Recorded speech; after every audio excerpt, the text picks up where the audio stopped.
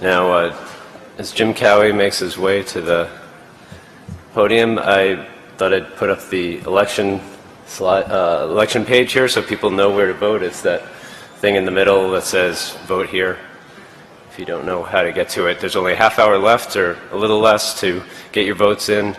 And FYI, if you've already voted, had second thoughts, you can change. That's what Betty let me know yesterday, is that you can keep finalizing your votes right up until the last minute. So vote early and literally vote often. So next we have Jim Cowie from Renesys giving a talk on who are those pesky Anycasters. And without further ado, here's Jim. Thank you, sir. Where's the clicker? Here we go. All right. Hey, everybody. As you probably know, if you know me or if you know of me, I'm not any of the three people on this slide. I'm not Doug Midori, our senior analyst, who you met 2 NANOGs ago at the Sandy panel. And I'm certainly not Chris Cook or Kevin Miao, who were 2 really talented interns, actually, who came to Renesys. Every year we attract a few people, undergraduates, who want a shot at the data set, and they want to crawl through it and roll around in it like Scrooge McDuck. And I really like that, because after they've seen that data, it gives them some perspective on whether they want to go to graduate school and deal with synthetic data. Of course, we'd rather have them come to industry and deal with real data. We had Chris Cook from Bucknell, and we had Kevin Miao from Dartmouth. And sort of a best case outcome, Kevin has actually elected to join us as an engineer. This is a project that they took on. Typically, the interns will get something interesting that nobody else can find the time to get to. And so these are often really good little projects. In this particular case, we really wanted to understand who's doing Anycast. I mean, Anycast is old. Anycast is the typical thing that you do when you want a single service to be available at a consistent IP address, but you want to distribute it typically globally, right? It is not an entirely sophisticated thing to do. It's like, if you were building your own rustic wood furniture and you wanted to take a long time, like Akamai did, to build a very sophisticated global infrastructure, you build an entire wood shop with sophisticated tools. If you just wanted to build a couple pieces of furniture, you might go to the garage and get out the rusty chainsaw and fire it up. Anycast is kind of the rusty chainsaw of global load balancing. It functions. It certainly will improve latencies for many people. It may even improve reliability for some people. But then it has its share of mysteries, which we'll look into. People do use it still. They've never stopped using it. Consistently for content delivery, increasingly for DDoS protection, and of course for DNS, because it works really well with things that tend to be very stateless and UDP based. So rather than think about Anycast in particular, what these guys were doing is taking a look at what science it would take to understand what there is of Anycast, who's using it. One of the things about a dull chainsaw is that it actually becomes very difficult often to understand exactly why you get the furniture output that you get from the chainsaw. And you'll see here that we actually did some fairly exhaustive analysis to try to figure out when things are actually Anycasted. And some things are not 100% Anycasted, they are maybe partially Anycasted. So we used a combination of routing data and traceroute latency data. And together, we wanted to come up with a score. How much Anycasted is a given prefix? Perfect Anycasting maybe being a 1, perfect Unicasting being a 0. And we'll just take a look, start at the top, work our way down, and figure out where we think the threshold lies for what we think of collectively as Anycasting. So why would you do this at all? Well, at Renesys specifically, we really need things to be geolocated well. We're doing a lot of analysis where we roll up statistics about stability and performance in terms of geolocated regions. So we'd really like to know where things are. The problem with Anycast is that it really, by its nature, it causes IP addresses to be non-local. It smears them out like a wave function around the planet. So where is Google's Quad 8? Who do you believe? If you ask all of the various geolocation services that are out there, they'll tell you vaguely United States-like things, but some of them, they have very different ideas about where it is, legitimately, because they're all seeing different instances of it. It is in many places. Anycast is used quite a lot. Sometimes the promises and the realities may be hard to line up. Does it optimize routing? No. You'll get often optimal results, but you can't really tell if it's optimal or not. Does it minimize transaction latency? It certainly does for many people, and then you'll find people for whom it does not. Does it use the closest DNS server?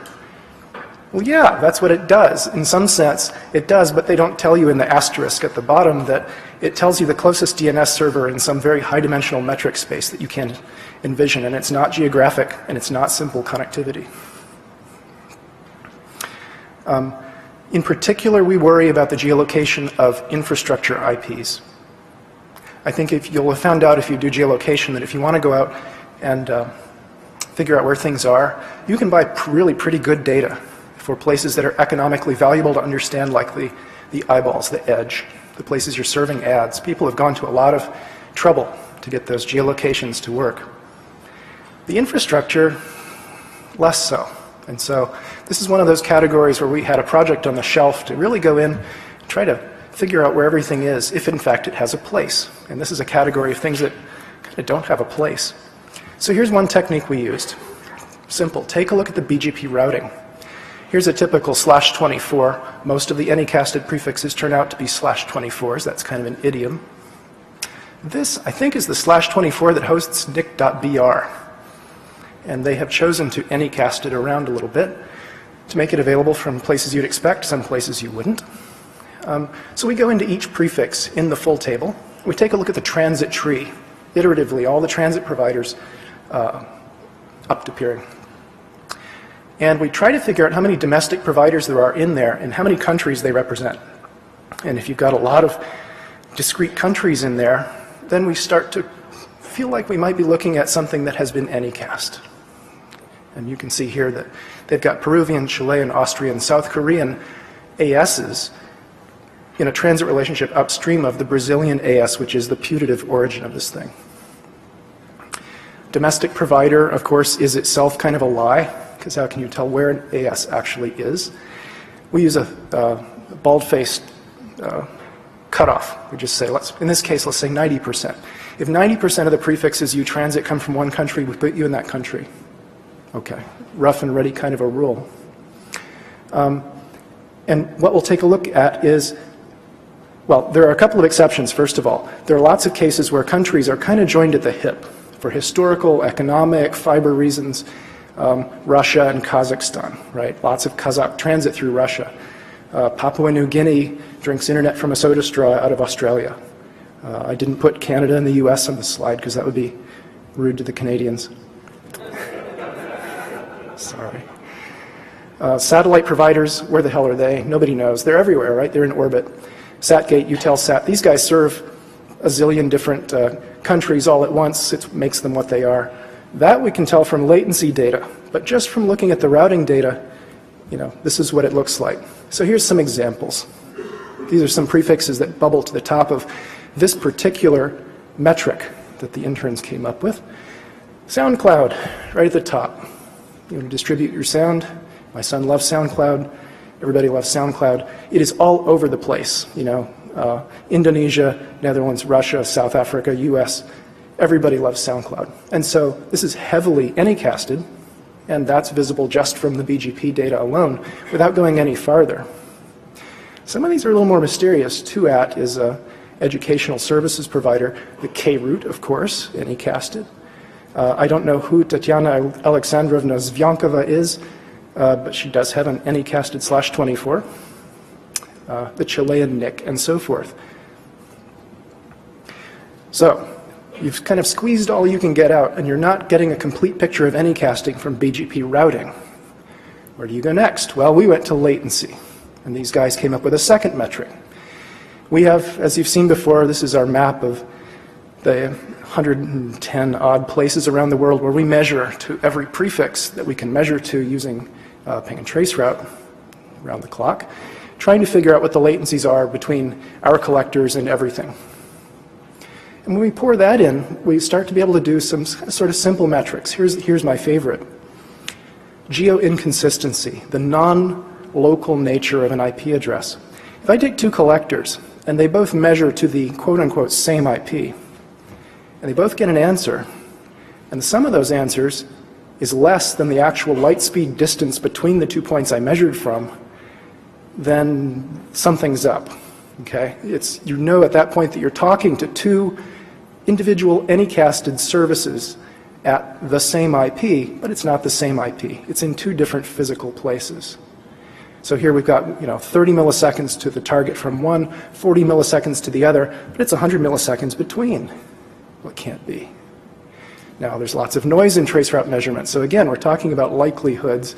But here's a tool that they cooked up called min latency. We took a look at Google's 8888 public DNS. And you can see that you can get there in 0 milliseconds from Sydney and 1 from Hong Kong. Go down the list. 2 milliseconds from Frankfurt, 5 from Amsterdam, on down the list.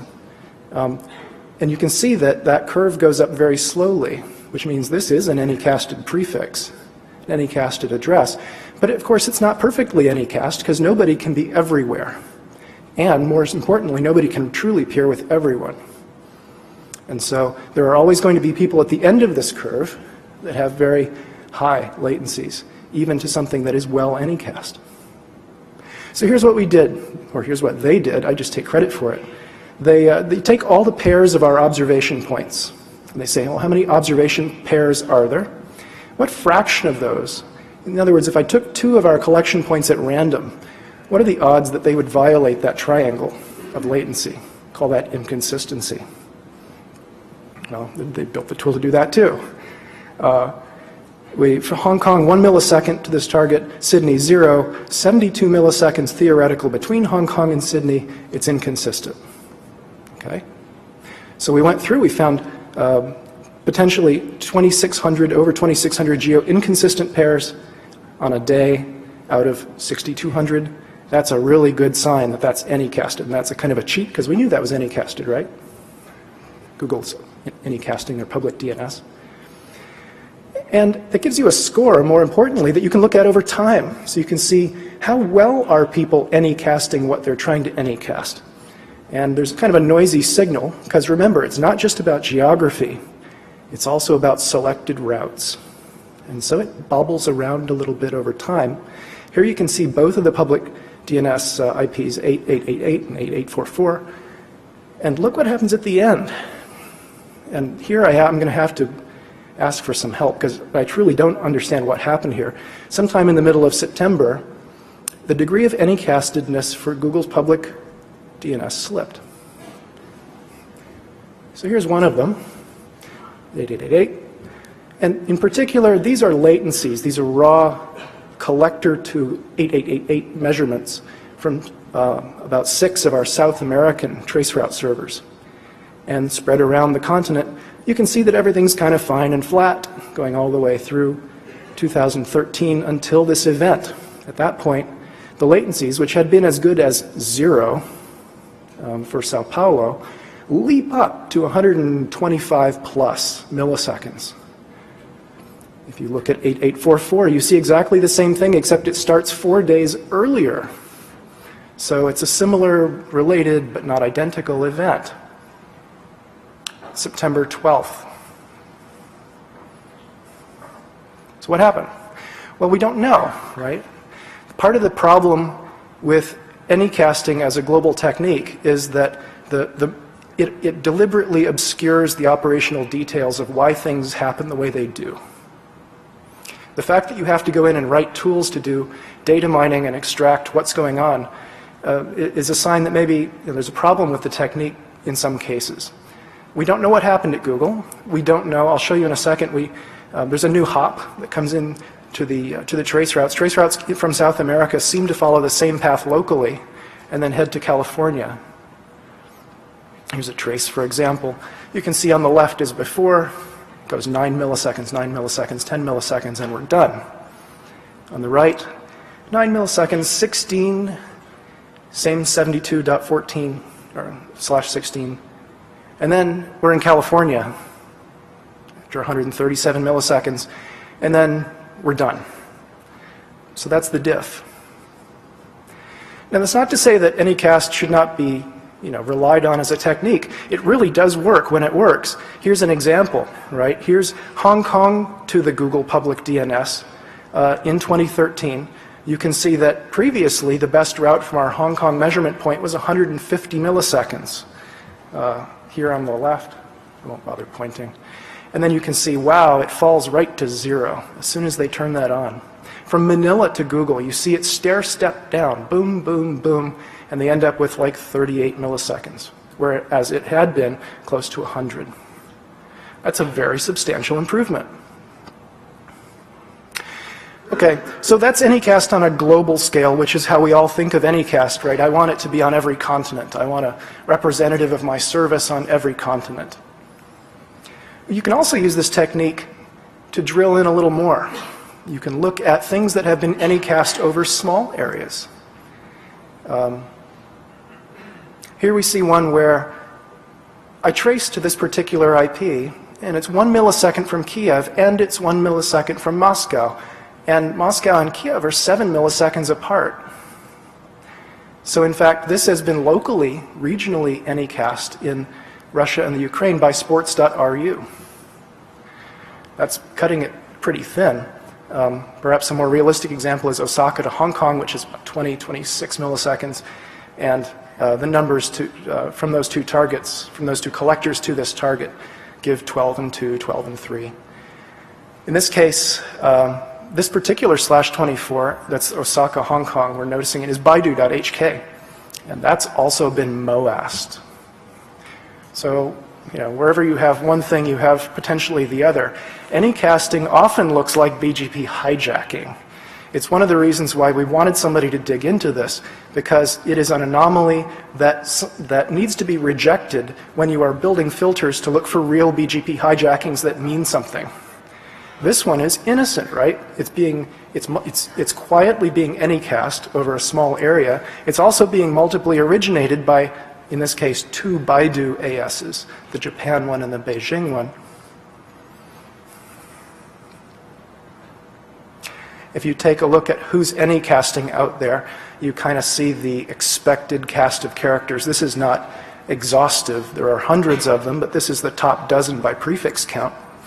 Ultra DNS, you've got Edgecast, you've got Cloudflare, Prolexic, the guy's doing DDoS protection, as you would pretty much expect. And a lot of the big content guys. Google does a lot. Akamai does a wee bit. Yandex actually does some in Russia. Take a look at this. This is actually a plot worth studying for a second. This is how to think about the degree of Anycasting. So Anycasting is not like a light switch. I turn it on, it's Anycasted, it's perfect. I turn it off, it's Unicasted.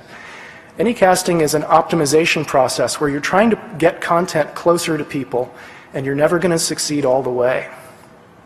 So what we have here on the x-axis is all of our collectors, 110 some, sorted in increasing order of latency to these targets.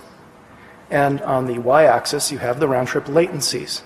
So a good result here would be one that starts flat and stays low. You want this to go right across from my best collector to my worst collector without significantly lifting off into high latency. And if you take a look, you see that Google really has the best coverage in the sense that that line is low and stays flat. It hugs the ground. You can see others. L-Route here does a good job.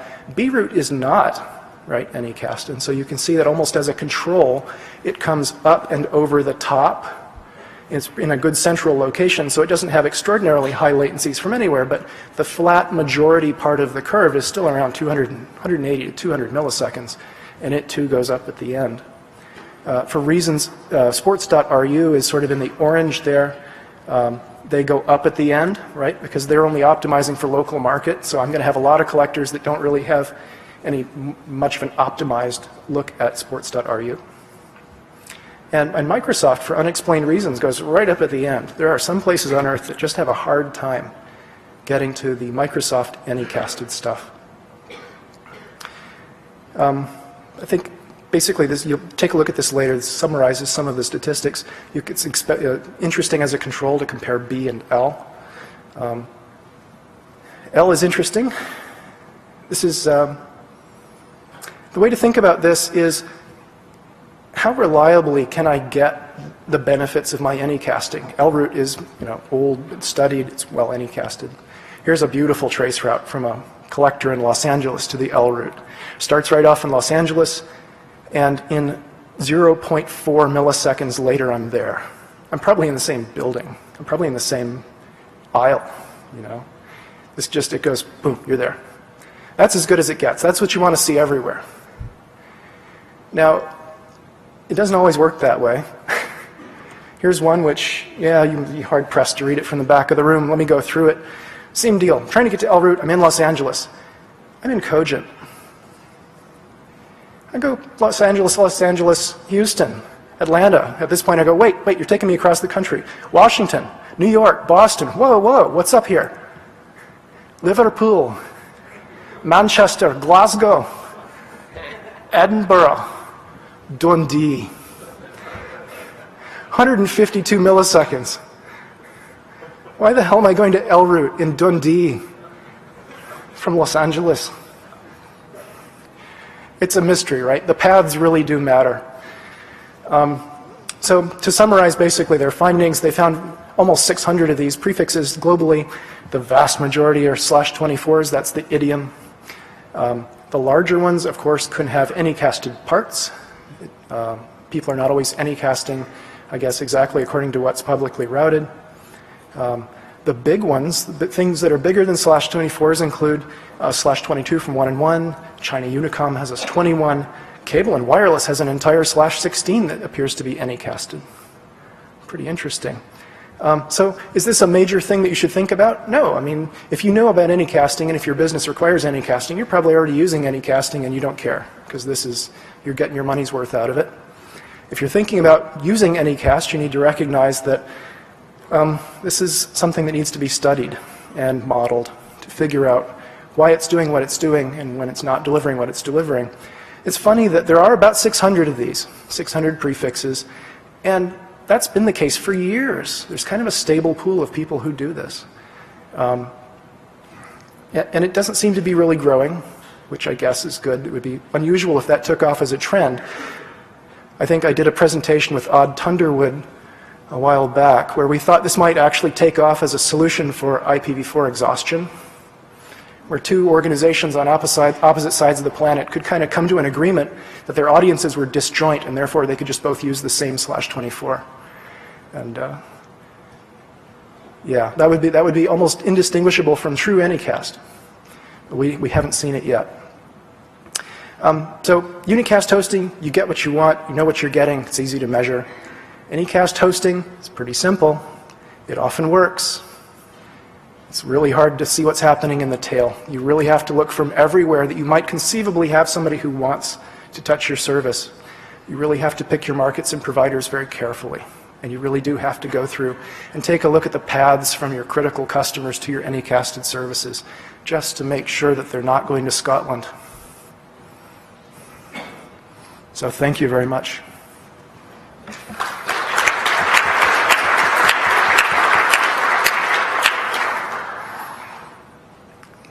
Questions? Yes. Hi, Joe Apley, ICANN L-route operator. Why is it in Scotland? So very briefly, our deployment model for L is if somebody wants to host a box, we pretty much say yes. And in this case, Scotland Online in Dundee wanted to host a box. They use Cogent as a transit provider. Cogent are probably cheaper than all their other transit providers, so the traffic tends to go that way. We don't have any boxes in Cogent. But one thing I would point out with L-route specifically, there are 13 route servers. And in particular, there's a C route, which is Anycast just inside Cogent's network. Mm-hmm. So in terms of stability of the services as a whole for the route system, we don't see this as a problem. We see the local optimizations as more important. Cool, nice observation. Anyone else? Yeah, oh, one more. Sure. Regarding hijacking analysis, is it more suspicious when an Anycast operator, or, I mean, does it look more like hijacking when an Anycast operator anycasts from more than one AS? It's hard, right? If you bring up the traditional origin for that prefix with a brand new novel transit provider in a weird country, I have a hard time telling whether you meant to do that or whether you're just putting the official origin in the path to blind that guy to the BGP hijack. Right? This is Mr. Capella at the mic has the original word on this. But does it make sense? Hi, Jim. Dwayne Wessels from VeriSign. Sorry if I missed this, but could you say a little bit more about the source of the data? Did you test like every prefix in a routing table, or what was your list of prefixes to look at? Yes. We used the whole routing table, and we used all the measurements we had to all of them. Okay. And we basically pulled the ones out at the top that looked like they're coming out with the strongest Anycast signal. And as you can see, some of them have pretty weak Anycast signals. And then the vast majority, 99% of the table, is just Unicast. So we're talking about 600 out of 400,000. Okay. It's a full table. How long does it take to do that kind of analysis? If it's not a secret. If I did the work, I would tell you. I'm just taking credit for it. Thanks. Sure. Anton Capel, standing in for Underwood. Very good. Not in intellect anyway. So, thank you. We're working on it bit by bit. So Jim, say I was gambling and I was sending out pings as my my bets. Right. How many do I have to throw out to get some certainty that's the lowest response time? I'm just curious, given you've done this presumably to a bunch of stuff within each prefix a lot. Right. Like, how fast does that ascend my likelihood to get a bet right as the lowest, say, 3 nines at a time? Just generally speaking. And this is different across the distribution of prefixes in an appreciable way. Absolutely. The critical slide there, I'm down to like 28 seconds, so I won't roll back to it. But take a look at the Prezzo. There's a slide where we go to various targets and you look at the cumulative distribution of latency from the best to the worst. And you'll see that in general, that's a really flat curve. It reaches a consistent central value very quickly, which means that if I had to guess, maybe pick, if I had 110 and I picked 20, I could probably come with very good confidence and say, I found the middle. The odds that I would get, all of them at the tails of that curve would be pretty small.